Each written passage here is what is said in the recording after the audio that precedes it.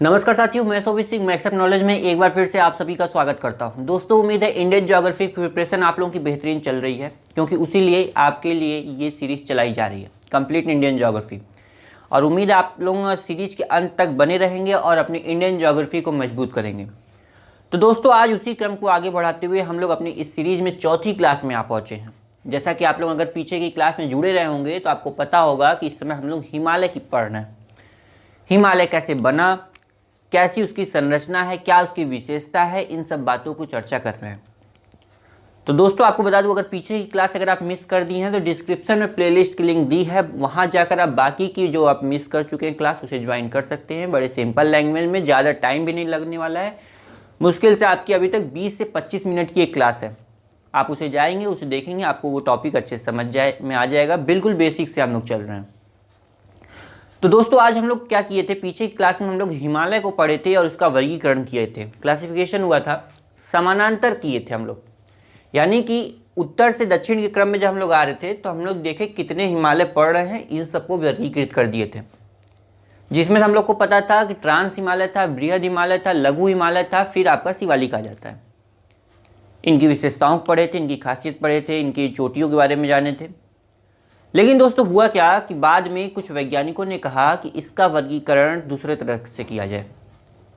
तो आपको पता है सर सिडनी बुराड, जो कि हिमालय का प्रादेशिक विभाजन कर दिए। अभी तक हम लोग जो पढ़े थे हिमालय कुछ इस तरह से ऐसे ऐसे था, यानी कि पहला हिमालय, दूसरा, तीसरा, चौथा। अब जो हम लोग पढ़ेंगे ऐसे ऐसे पढ़ेंगे, पहला, दूसरा, तीसरा, चौथा। तो ये किस बेस पे ऐसा किए इन्होंने, कैसे इन्होंने हिमालय को वर्गीकृत कर दिया? तो सबसे आसान भाषा में आप बोलें तो नदियों के आधार पर इन्होंने कहा कि इसका विभाजन किया जाए।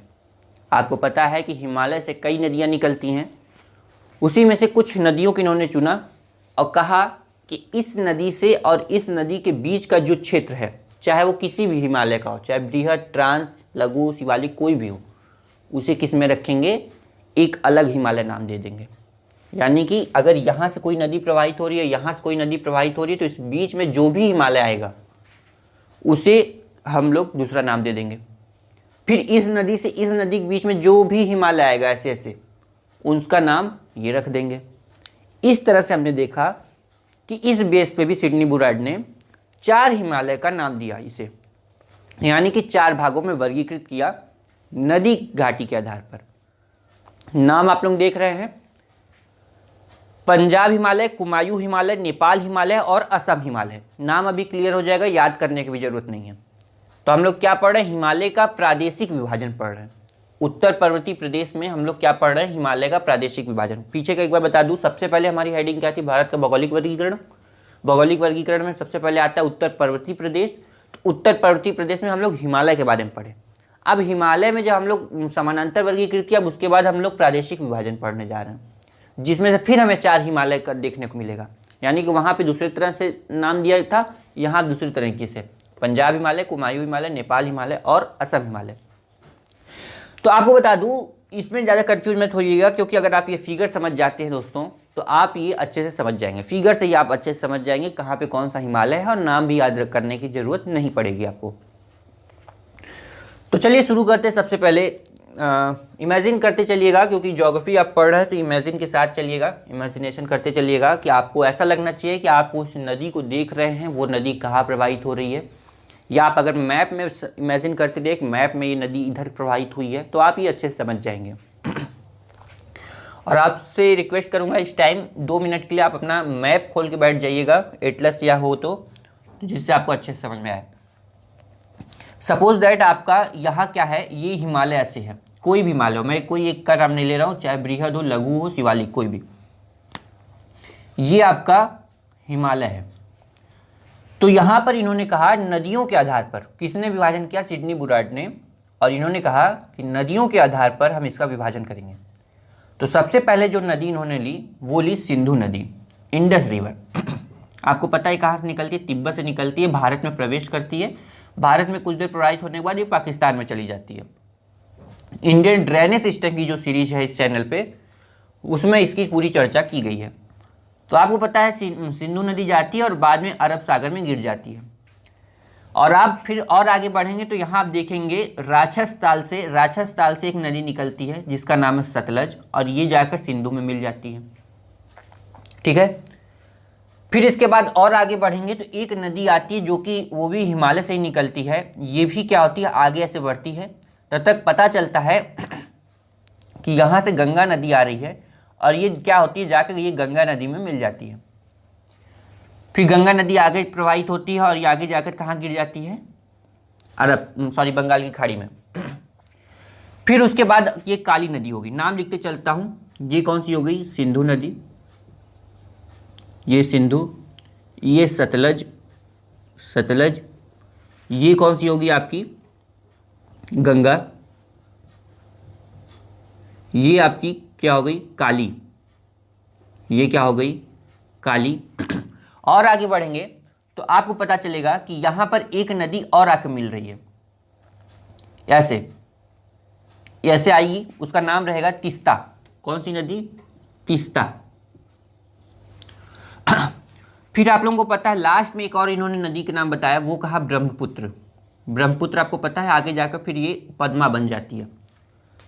तो यहां ध्यान दीजिएगा, यहां पर ये वाली तीस्ता हो गई, ये क्या हो गई, ब्रह्मपुत्र हो गई, ब्रह्मपुत्र।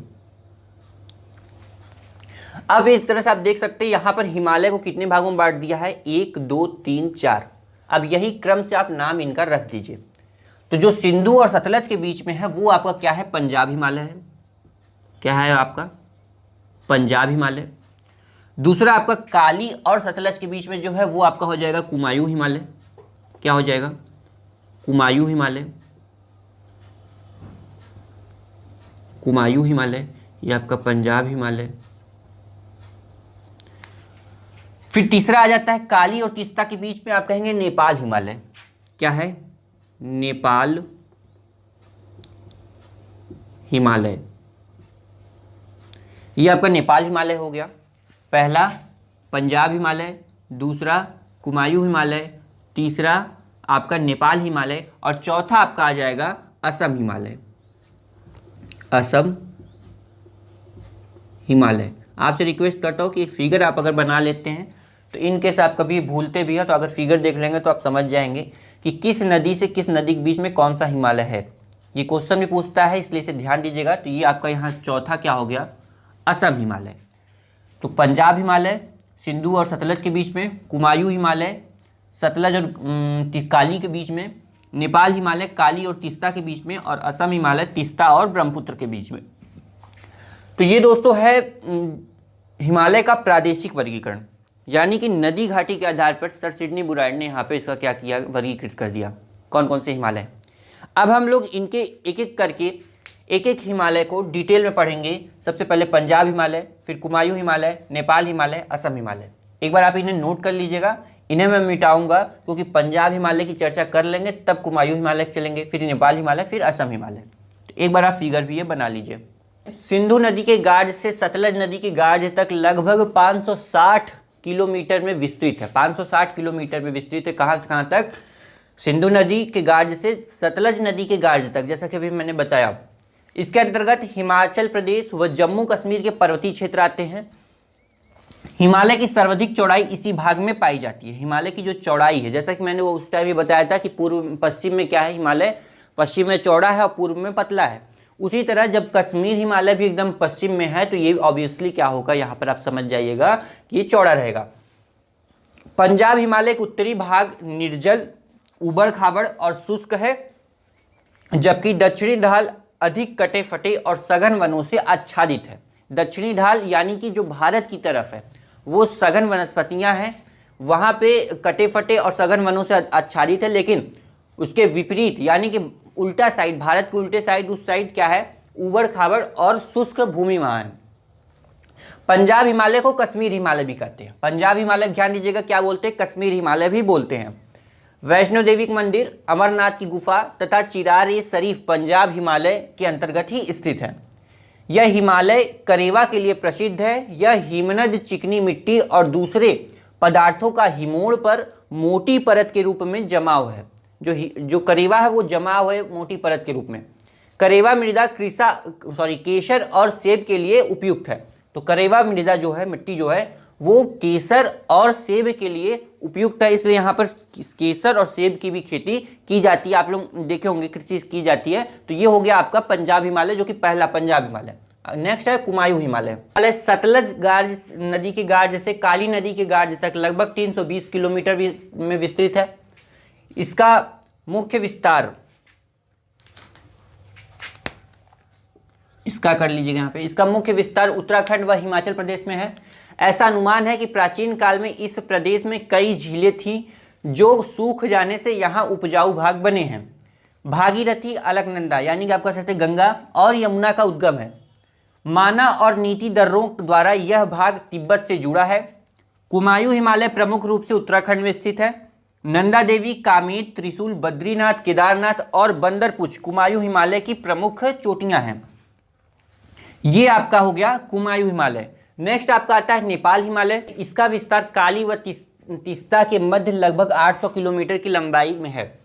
यहीं हिमालय की सर्वोच्च चोटियां स्थित हैं। तीसरा, इस श्रेणी को सिक्किम में सिक्किम हिमालय, भूटान में भूटान हिमालय, पश्चिम बंगाल में दार्जिलिंग हिमालय भी कहते हैं।